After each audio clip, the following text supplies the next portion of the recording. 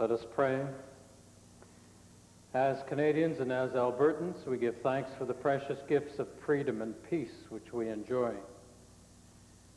As members of this Legislative Assembly, we rededicate ourselves to the valued traditions of parliamentary democracy as a means of serving both our province and our country. Amen.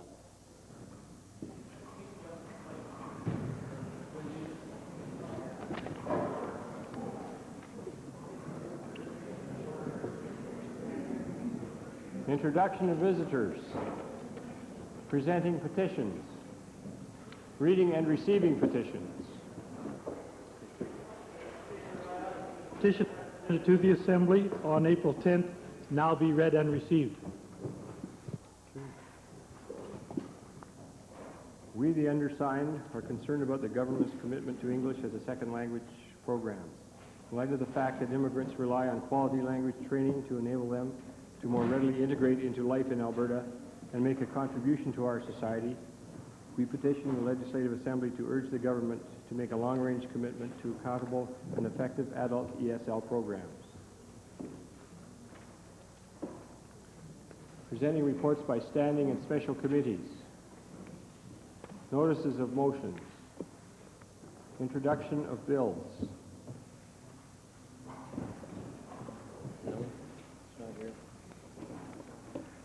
Tabling returns and reports. Minister of the Environment. Speaker, I would like to table with the Assembly the Surface Reclamation Fund Annual Report. Vergeville. Thank you, Mr. Speaker. I'd like to table for all members a letter signed by 19 Albertans in support of Motion 207 to be debated today.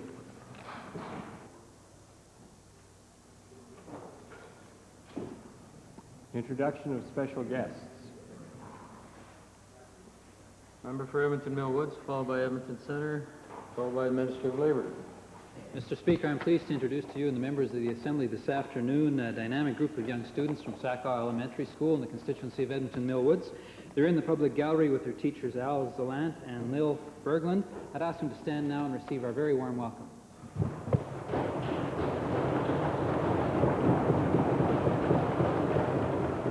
Edmonton Centre.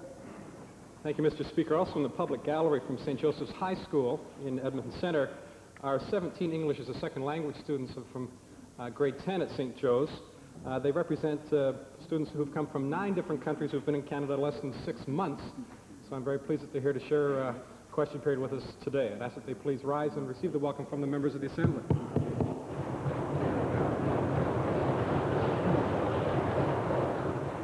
Minister of Labour. Speaker, I'm pleased to introduce to you and through you to the members of the Assembly today 17 visitors from the Calgary Christian School, 15 students accompanied by 2 teachers, John Dick and Rudy DeGroot.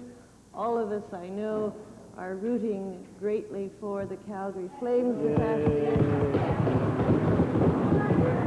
Please ask them to stand and receive the warm welcome of the Assembly.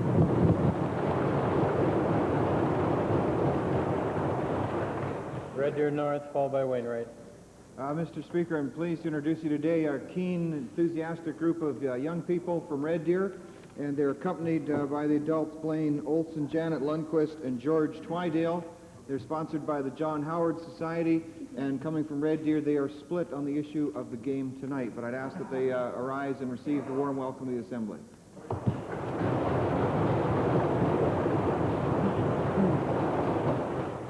Wainwright. Thank you. It's my pleasure to introduce to you and through you to the members of the Assembly 21 grade 6 students from the Wainwright Blessed Sacrament School. Wainwright is the home of the great Canadian military base.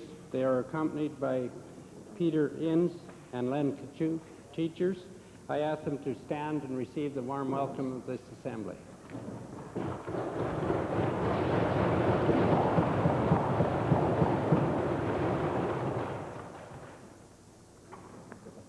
Ministerial statements. Oral question period. Mr. Speaker, to the Minister of Economic Development and Trade. Mr. Speaker, the loan guarantee mess created by this government continues. Mr. Speaker, it's bungling and incompetence, frankly beyond belief. Mr. Speaker, in February of 1987, this government handed out a $6 million loan guarantee to Peace River Fertilizer Incorporated. Mr. Speaker, we have learned that this plant has been closed for a year and that neither the owner who received the loan nor the present owner is making any of the loan payments. My question to the minister is simply this. Will the minister admit right here, right now, that the taxpayers are going to lose over $6 million on this misadventure, Mr. Speaker? Mr. Speaker, this is one of the 30-odd companies that the honourable member listed on his press release that he issued to the press some days ago. I'm more than happy to respond to him in dealing with these supposedly, and I stress the word supposedly, 30-odd failures, that there are failures within our system. But what I'd like to do is relate to him some of the 60-odd thousand success stories. And I think it's important that we dwell on those success stories also. I recognize, though, that it's not within the temperament of the Leader of the Opposition to deal with success because he's so accustomed to dealing with failures himself, so he likes to deal with that. But just as it relates to that company, there is going to be new ownership in that company so that in the peace area they still will have access to that facility. We are delighted that there has been indications of interest as it relates to that company, and I know my colleague whose constituency it falls in is delighted that this company will continue. Well, Mr. Speaker, because the minister says that's the case doesn't make it so. That's right. And again, just to follow up in this particular case, it shows again the lunacy that this government has had with the taxpayers' money. Court documents reveal that this company, Mr. Speaker, was embroiled in an ownership dispute at the time that this government was guaranteeing a $6 million loan, Mr. Speaker. Great. My question to the minister is simply this. Why would this government provide loan guarantees to a company that was in the middle of an ownership dispute? Why would you do that? Mr. Speaker, I'll have to go back and check the record because the honourable member himself indicated it took place in February of 1987. But we'll have to go back and check the record. There was, as I indicated to him before, there was legitimate reasons for ourselves being involved in this company as it related to fertilizer facilities in northern Alberta, and that is why we were involved. As it relates to the specifics of it, I'll have to go back and check because, as he indicated, it did take place in February of 1987. In other words, it's an old news story. Mr. Speaker, it shows typically the policy of this government. It was this cabinet that signed the document. This minister was in there. He can't just slough off with all responsibility for this government, Mr. Speaker. Somebody has to be in charge over there. It ain't him. Mr. Speaker, given that, that the plant is closed, and the indenture document states that there are not even asked any personal guarantees. No personal guarantees at all, Mr. Speaker. A sweetheart deal. I want to ask the minister then to come back and explain in a little more detail how possibly the government can get their money back in this deal. Isn't it true that we're going to lose a bunch more money, Mr. Speaker? Mr. Speaker, let's deal with the record. The honourable member wishes to deal with a record on such a consistent basis. I indicated to him the necessity to have that facility in northern Alberta. I understand that a sale has taken place, and I'd be more than willing to share with him the details as it relates to that sale. But he goes through a list of some 30 companies where there have been difficulties. We recognize there has been difficulties, but we also say to the honourable member, that of the 60-odd thousand that we have been involved with as a government, most of them have proven successful. Most of them have created jobs for Albertans, and we're delighted that we can play a part in creating jobs for Albertans and making sure that Alberta is the #1 economy in all of Canada.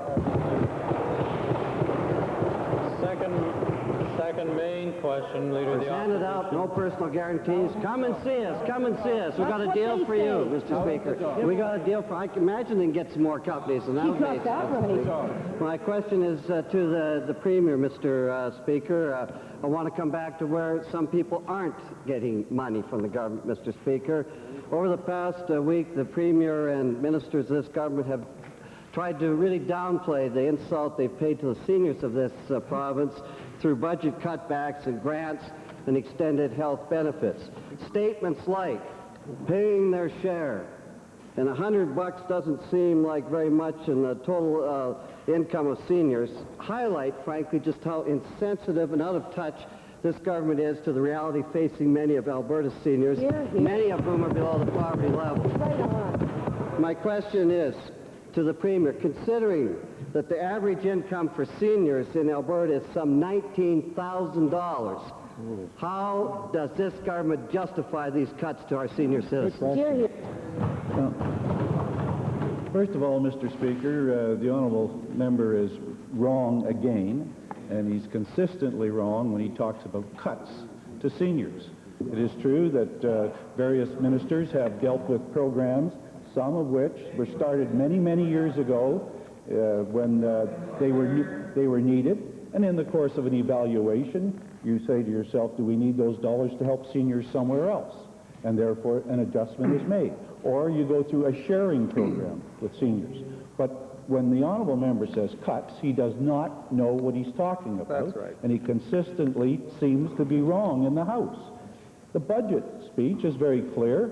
It's before him. I suggest he look at it.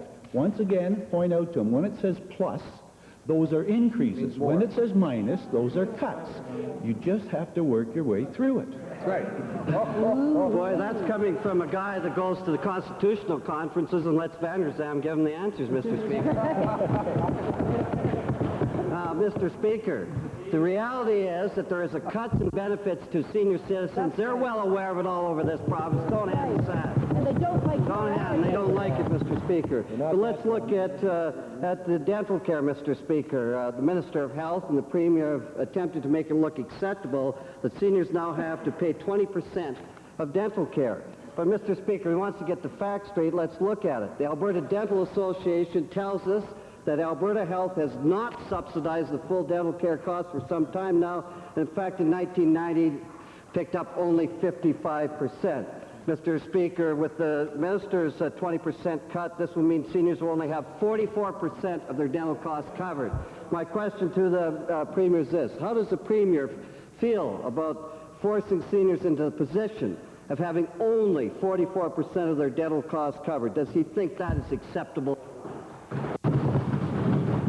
Well, Mr. Speaker, two things. First of all, the honourable member again makes the point that there is cuts. There are not cuts to senior spending in this province. As a matter of fact, Mr. Speaker, the spending on programs for seniors will increase to $1.2 billion this year. Now, he's getting into specifics that the Minister of Health is dealing with, and I will have her respond to him when she's in the House. Yes, well, Mr. Speaker, I would have thought that the Premier was well aware of this, Mr. Speaker. These are cuts in benefits. That's the point. Now, Mr. Speaker, let's get into policy then, because many dentists are advising us that with this reduction in Alberta health coverage, that they will have no choice but to the first time start extra billing seniors, Mr. Speaker.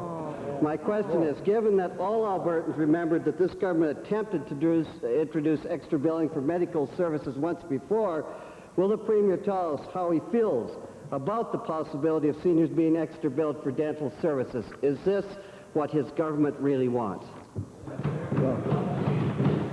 Mr. Speaker, first of all, it's a hypothetical situation.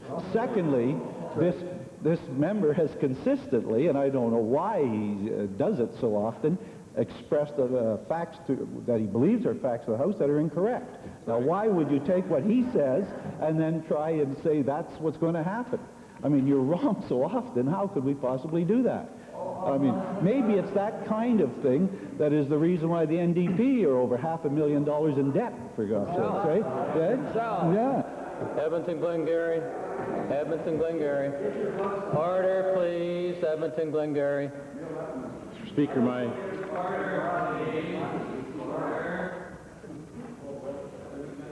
my questions are to the Honourable Premier. Mr. Speaker, in 1987, the federal government established the National Drug Policy. Part of what they did was they allocated monies, federal monies, for drug prevention and drug rehabilitation. Those monies could be accessed by provinces if they matched to certain maximum levels the federal funds. Mr. Speaker, in the last 3 years, the province of Alberta has left on the table, that is, it has not taken monies for drug prevention or drug rehabilitation, some $3.2 million. My first question to the Premier is this: given that the Premier is the focal point for the establishment of a drug foundation that will cost some $200 million in Alberta, a foundation that many experts say is not needed and will simply create another bureaucracy, I'd like the Premier to tell Albertans why his government has been negligent in leaving this $3.2 million on the table when these monies are sadly needed. Well, Mr. Speaker, there are often, and I would make sure that the minister responsible replies to the honourable member when she is in the House. But there are often conditions which the federal government imposes to dollars which they make available to provinces that the province might well feel is unacceptable. And in those cases, we will not access those dollars. We would rather perhaps not have an income testing program, or we might feel that an income testing program is necessary, those kind of conditions. Now, he did make a comment, which I want to straighten him out about the Family Life and Drug Abuse Foundation. It does not cost $200 million. It is being set up with a sum of money from the Heritage Savings Trust Fund, and it will provide those income from those dollars out for years into the future. That's not a cost, and that's a real shame that the honourable member would not understand the details of the Drug Abuse Foundation. Now, I believe it's necessary. He also said that he doesn't think it's necessary. I happen to believe it's necessary, and the vast majority of Albertans believe it's necessary. Mr. Speaker, if you examine the conditions that we need to comply with, these federal conditions, they're so broad that there would be no difficulty in complying. Mr. Speaker, the Alberta government has a bad reputation, a tardy reputation in accessing federal funds. We didn't access funds for women's shelters when we could have. We still don't access monies for civil legal aid. And now we have this schmozzle of being tardy and not accessing for drug abuse and prevention. My question to the Premier is this: will the Premier set up some kind of a mechanism to ensure that any, and perhaps it's with the minister responsible for federal intergovernmental affairs, a mechanism that will ensure that we don't leave monies on the tables, that we're entitled to get what Albertans want and need for these programs to prevent some of these things from happening? Well, Mr. Speaker, the honourable member hasn't made the point that these things are happening. The government of Alberta accesses all the programs that the federal government makes available that we agree with the conditions and terms under which they can be accessed. In some cases, our programs are much superior to those, and we can't use them. We insist on much tougher guidelines ourselves. And so, and it is true that the Department of Federal Intergovernmental Affairs is constantly reviewing those programs. I can recall when the federal government, through their housing corporation, said, we have money to provide to the government of Alberta to build low-income housing in Alberta. But then they put conditions on it that would suit housing in Ontario, and said, you've got to build them like they do in Ontario. We said, well, that's of no value to us. We want to build them so that they're effective and useful here in Alberta. Under those conditions, we did not access that program. That happens in many cases with national programs that do not fit the specific needs of Albertans. That's right.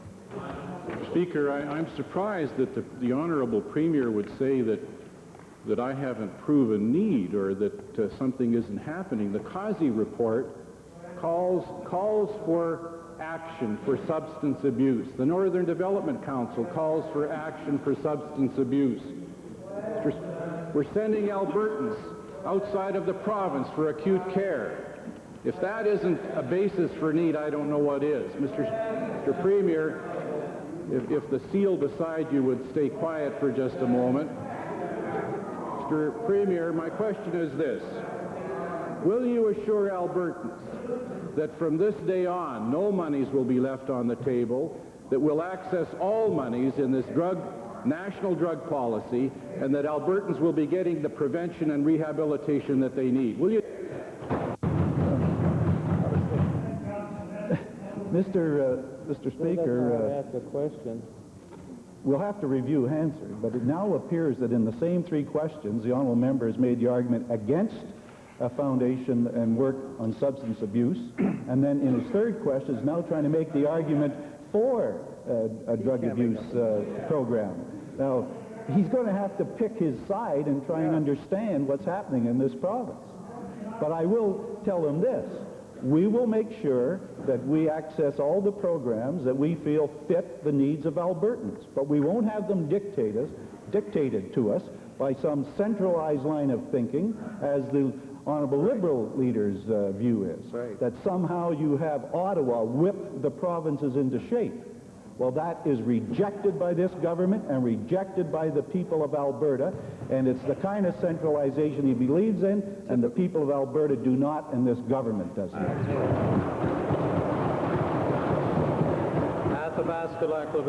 Thank you, Mr. Speaker. My question today is to the Minister of Forestry, Lands and Wildlife.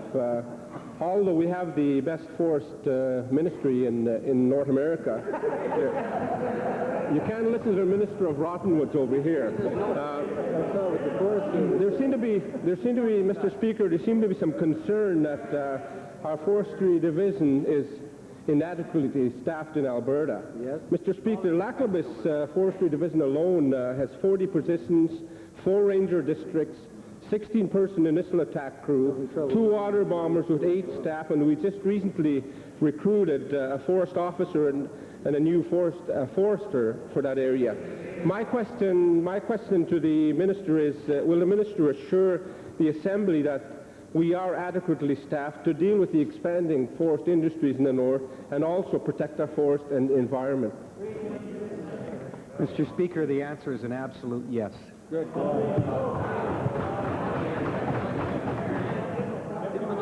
Mr. Speaker, is the Honourable Minister putting pressure also on the private industry to participate in protecting our forests in the north and also the environment?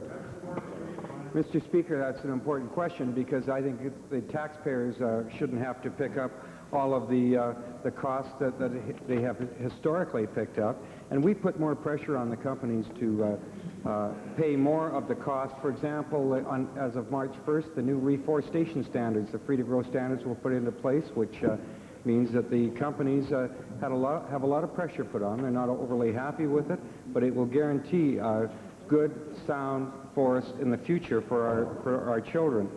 In addition to that, Mr. Speaker, anyone that would like to can look at a forest management agreement, and in that forest management agreement it states clearly, time after time after time, the company shall, the company shall, the company shall, over and over again, to make absolutely sure that there is more pressure put on the forestry companies to provide the cost of doing some of the work. Edmonton Jasper Place, followed by Calgary Northwest.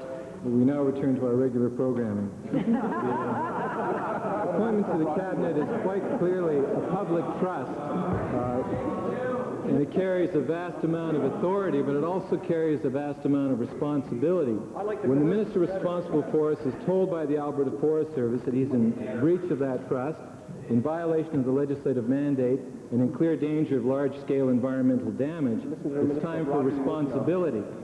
The minister is now in a position of evading that responsibility. He's attempting to characterize the most serious possible warning from the Forest Service as a case of greedy public servants, seeking to spend more money. It's shameful because he shrugs off the same grave warning that comes from the ALPAC EIA Review Board, the Danzig Report, the ECA, the Concord Report, just to name a few. And I'd like the minister to tell us why the government has no money to support environmental protection, reforestation, public involvement, and forest research when it has hundreds of millions of dollars in grants and loan guarantees to give to the forest companies that put the forest in danger. Mr. Speaker, as the member for Jasper Place stated, back to regular programming. The regular programming is not telling all of the facts and putting them on the table. This province has standards of forest management and the practices in this province second to none. And Mr. Speaker, with all respect to the report the honourable member refers to, it was a report done internally by the Forest Service to make a pitch for more staff. I mean, that's normal. It's done through many departments, and we look at it. I looked at it carefully to make sure that all the bases were covered. And Mr. Speaker, I'm satisfied that the budget that is there for the department is more than adequate. I don't know what you're talking Speaker, about. I know what's in the Forest Act. I know what's in an FMA. The question is, who's going to make sure those rules are lived by? I'll tell you what's happening here. It's called sympathetic administration. And what it is the Forest Service takes a dive so that these fledgling pulp operations can get off the ground. And they hope that it'll all come out in the wash. So on behalf of Albertans, I would like to call on for a stop to the clear-cut operations in Alberta until such time as the Forest Service has the legislation, the policy, and the tools to do the job. Mr. Speaker, typical of this member, if there's no substance to your arguments, come up with some kind of a goofy sign. And, Mr. Speaker, the tone of the members' arguments, Mr. Speaker, they continually tried to stop the economic diversification initiatives we started in this province with the forestry expansion, and now he's harping on something else. Mr. Speaker, I just say, basically, there isn't any substance to his comments. That's it. Calgary Northwest, thank you, honourable member. Keep that sign down. Thank you, Mr. Speaker. Earlier when I raised the issue of the Safety Codes Act, the Minister of Labour assured the House that all members that would be affected by this proposed legislation had in fact been consulted. And yet the International Union of Elevator Constructors, representing over 200 workers, in fact, have not been consulted and didn't know anything about the piece of legislation. And when you look at the Department of Labor's annual reports for the last few years, in fact, we find, Mr. Speaker, that the inspections of elevators have dropped by 40% over the last 5 years, and we've seen an increase in accidents by 30%. My question to the Minister about this very serious issue is this: will the Minister admit to the legislature that in fact she was misinformed and that her department did not consult with all the affected groups who will be affected by this change in legislation?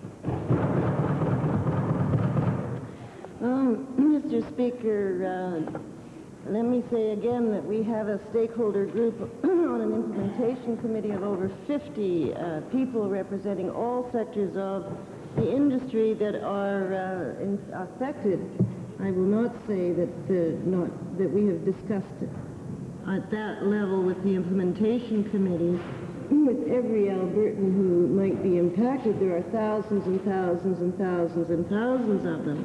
But I do know that the interests of the elevator inspectors have been addressed. And so I would say again that it is with the assistance of the member for Rocky Mountain House who chairs that committee and many, many other Albertans that we have indeed taken a consultative approach, and we are indeed putting together a code which will be workable in the field. Well, Mr. Speaker, this is group number 51 then, and they haven't been consulted. If the Minister is truly satisfied that enough people have been consulted, then will she at least listen to the valid protests of the people that I'm hearing and drop the bill until all groups can be consulted and appropriate changes made? Mr. Speaker, I invited the member opposite to, in fact, share with me the details of who he has been speaking with. He did share with me some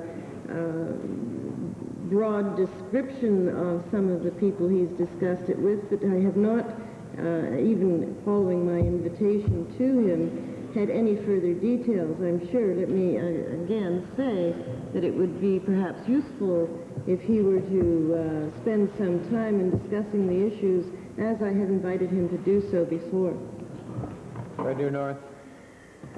Mr. Speaker, my question is to the Minister of Agriculture relating to Fletchers and Red Deer. I wonder, the recent resolution of the ownership problem, or at least moving to seeing that resolved, of Fletchers, with the Pork Marketing Board deciding to pass ownership to the producers, seems to be moving along, and in the past that seems to have been somewhat of an irritant in the possible sale of gainers. I wonder if the Minister can indicate today if it's too early yet to tell if this resolution of the Fletcher's ownership problem has had a positive effect yet on the possible sale of Gaynors. Mr. Speaker, just to put it in perspective, the Alberta Pork Producers Development Corporation did conduct an opinion survey of their members and put forward two questions, one with respect to ownership, one with respect to control of Fletcher's. The results on the ownership question indicated 55% of the producers would prefer to see it go as a shareholder company to the extra levy producers who had actually paid for the company originally, and 2/3 of them indicated that the control of the company should be separate from the Alberta Pork Producers Development Corporation, the sole seller of hogs in this province.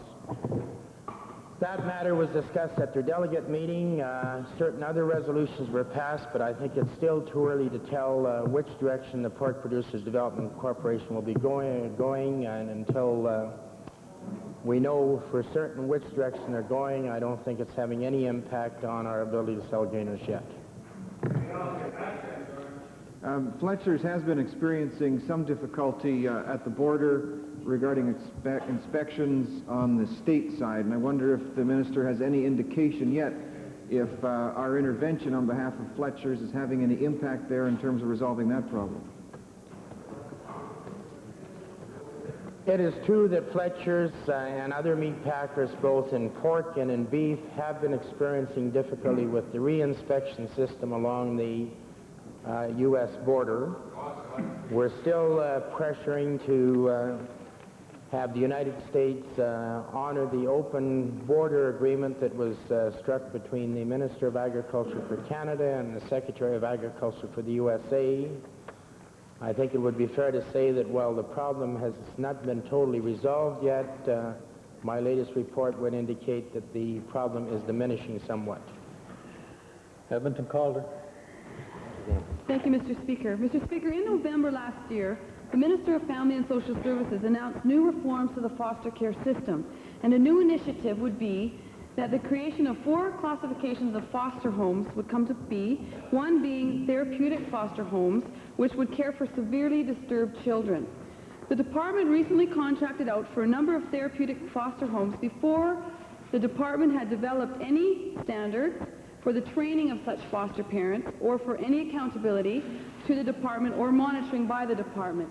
To the minister, how can the minister say that the interests of children are his #1 priority when he has not set any departmental standards for these specialized homes before they begin to operate? Mr. Speaker, again, let me make it very clear that yes, the interest of children will always be first and foremost. That has been the practice in the past, and that will continue to be the practice in the future. Mr. Speaker, also let me make it very clear that every agreement, every contract that we enter into as a department and as a government receives very careful scrutiny, particularly, again, Mr. Speaker, when it comes to children, that there is an exhaustive checklist that we go through before any contract is awarded, that there is every precaution taken to make sure that the kind of care that is being offered and provided is professional, is at the level that we expect, is meeting the needs of the children, is in the interests of those children. Mr. Speaker, we've done that in the past. The member knows that it's a legislative requirement to make sure that we protect the interests of those children, and we're going to continue to do it in the future. Mr. Speaker, I might add that we've had some very tremendous successes as a result of the contracting out of therapeutic foster homes in the past. And that is those successes, Mr. Speaker, that we want to continue to build upon. Mr. Speaker, no one has seen a checklist from this minister, and we're talking about psychiatric illness in children, we're talking about substance abuse, we're talking about psychotic behavior. Very severely disturbed children, Mr. Speaker. And given that this contract began on April 1st, and the first children will be placed in the homes by June 15th, I would like to ask the minister how he can guarantee that these children will not be placed at risk when these foster parents will only have 2 months of so-called training. Well, again, Mr. Speaker, as I said earlier, We take every human precaution possible. And again, Mr. Speaker, we always focus on the needs of the children. But again, let's talk about some of the things that we used, because she said there hasn't been a list. Let me share some of the information that went out to prospective tenderers. It is expected qualifications, training, experience of the applicants is in place. It is expected training, support, supervision, and maintenance is provided to all families.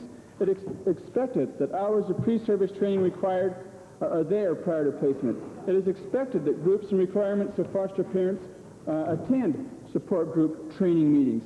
It is expected hours of in-service training required of foster parents is done on an annual basis, and the list goes on, Mr. Speaker. I also might add, as the member did raise, the foster care program here in the province of Alberta, and is quite familiar, Mr. Speaker, with the announcements that we made last fall as it relates to the training that we want to provide all foster parents across this province. That process has begun, Mr. Speaker.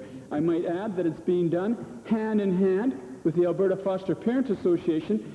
The training that is mandatory and being provided right now is being provided jointly by a foster parent and a social worker working together. That's the kind of cooperation, Mr. Speaker, that we believe in. That's the kind of cooperation that's necessary to make sure that children in our care are receiving the kind of care they deserve. Calgary Mountain View. Calgary Mountain View, followed by Calgary McKnight. Thank you, Mr. Speaker. There doesn't seem to be any limits to what this government will do to try and fool Albertans about their so-called commitment to people services. More evidence of their smoke and mirrors can be found in the budget for the Family and Community Support Services budget. The provincial treasurer said FCS spending delivered through municipalities was going to be going up 8%. In fact, grants to municipalities are only going up 20 cents per person. That's more like a 1.5% increase. What they're doing, Mr. Speaker, is using estimates for this year to cover the spending in programs that exceeded their estimates last year. So what I'd like to ask the Minister for Family and Social Services is this. How does he justify trying to palm off a phony baloney bill of goods instead of giving Albertans a full and complete story about funding for this program in this year's budget? Mr. Speaker, the information is very clear. The information is very accurate. It's laid out in a very, very appropriate budget, a good budget, Mr. Speaker, a budget that Albertans resoundingly support. Mr. Speaker, I'd point out to the member, he references one portion in terms of increases to FCSS boards across this province. But what he fails to understand, and what he fails to recognize, that as a result of the successful diversification initiatives of this government, that we have increased population, Mr. Speaker. Now, we recognize that cities across this province are experience growth, Mr. Speaker, and because of that, we've made a substantive adjustment to our budget to support a very unique program, Mr. Speaker, a program that's recognized as being one of the best in North America. And, Mr. Speaker, because of the population growth, we've had to adjust our year-to-year expenditures by 8%. Now, Mr. Speaker, I recognize that it's not just population growth. There is also a commitment of this government to the Provincial Association to increase their funding. We've done that, Mr. Speaker, because we honor all of our commitments.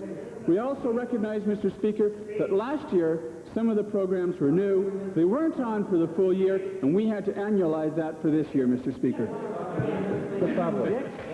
Well, those kinds of reasons don't make the difference between 1.5% and 1.8% and 8%. What is so regrettable about this 20-cent government, Mr. Speaker, is that they haven't recognized the importance of FCSS, a program that's cost-shared with other levels of government, based on local priorities, and emphasizes preventative services. So we see funding for FCSS falling dramatically behind inflation over the years, and we have 20 We now need a question, Honourable.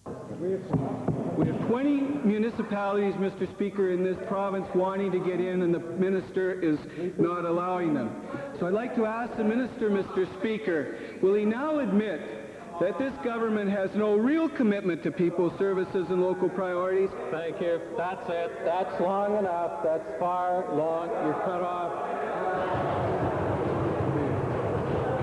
There's 2 minutes.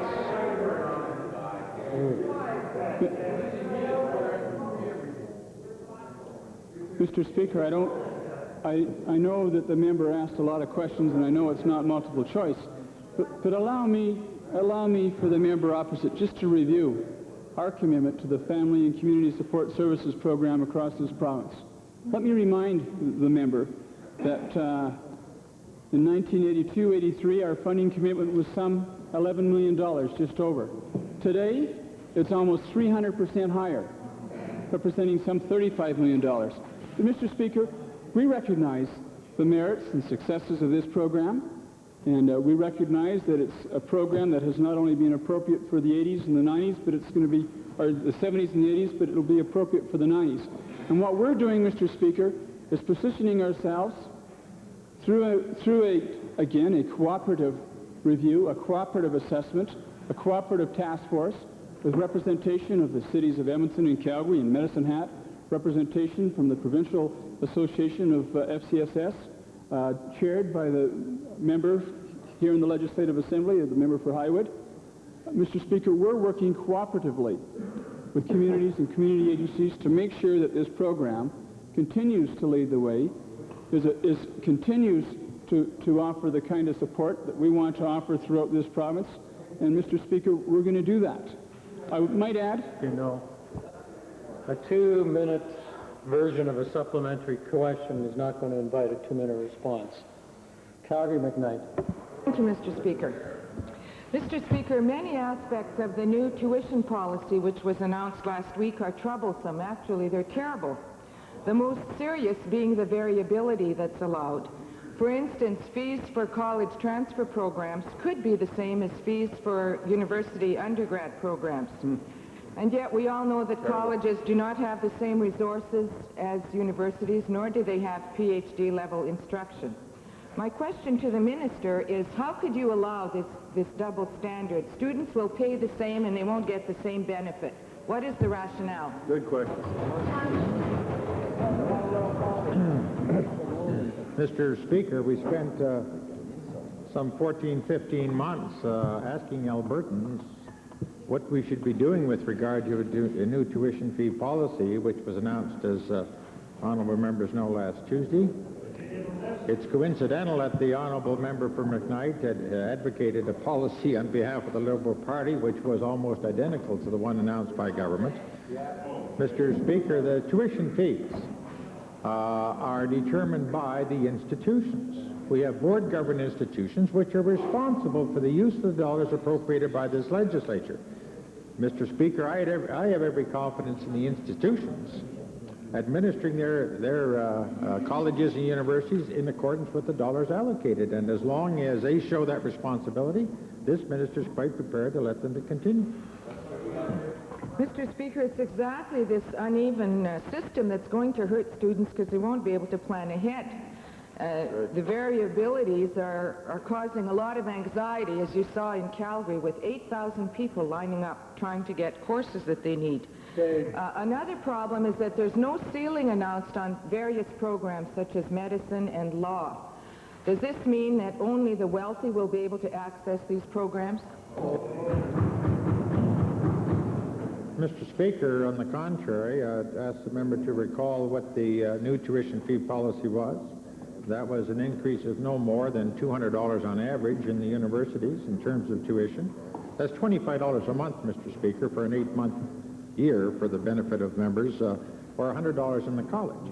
The institutions have the responsibility of allocating that tuition fee to achieve a $200 average in terms of tuition fee increase. I don't believe, Mr. Speaker, that there's any question. Most people think those in professional programs such as law, such as medicine, such as dentistry, should perhaps pay a little more in tuition fee. But that, with respect, is the responsibility of the institution, Mr. Speaker, and that's the authority we allocate to them. Highwood. Thank you, Mr. Speaker. Mr. Speaker, I too would like to ask questions today of the Minister of Advanced Education. Mr. Speaker, I continue to hear from constituents, to have comments from constituents that their children have great difficulty in getting places at the universities of Alberta and Calgary.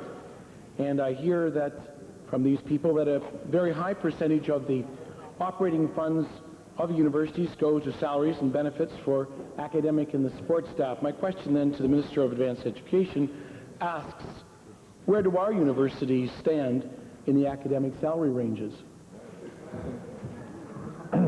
Well, Mr. Speaker, about on average 80% of the operating budgets of our institutions go to wages and salaries.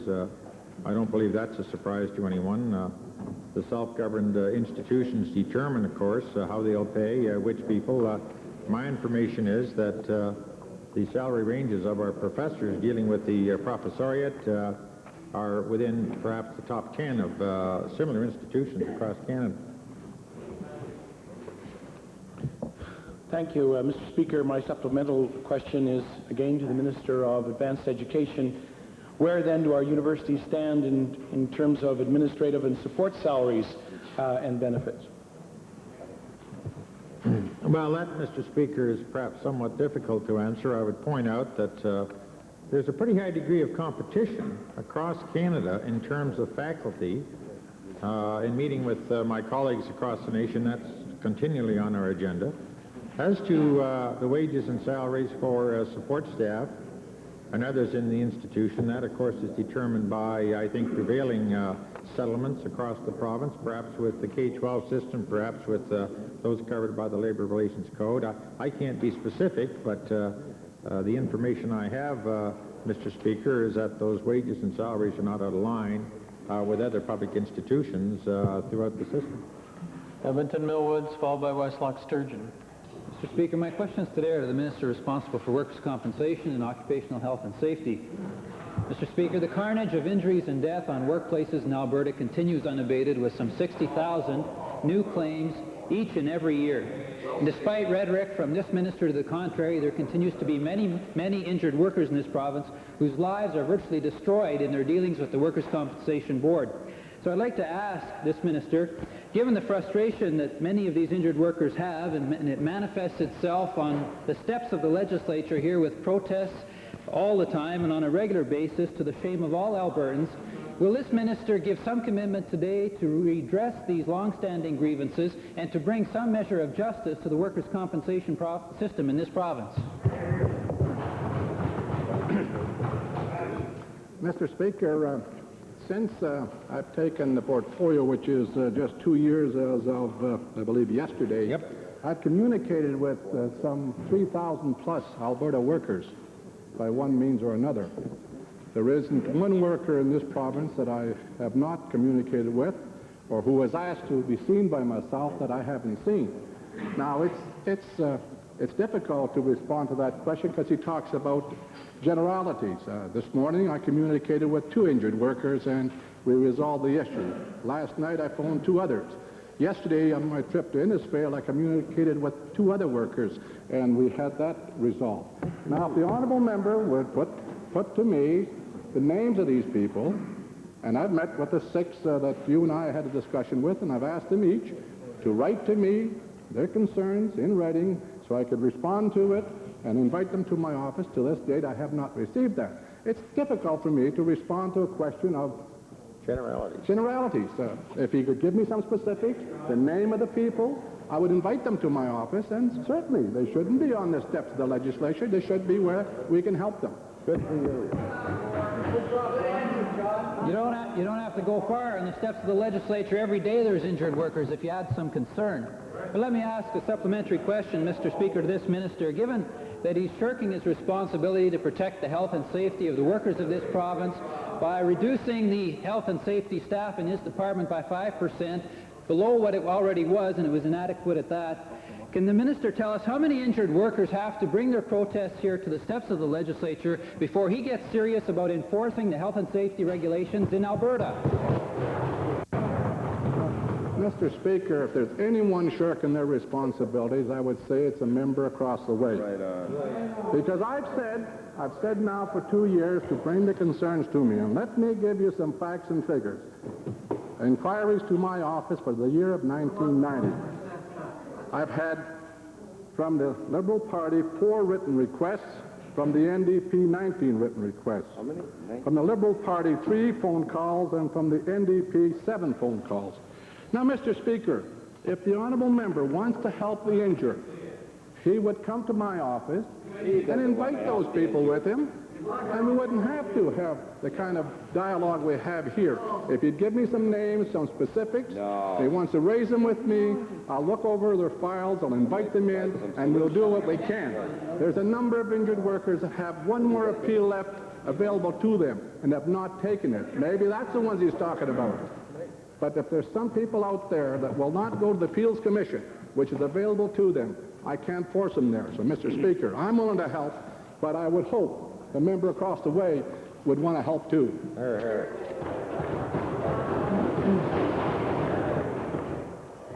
Orders of the day.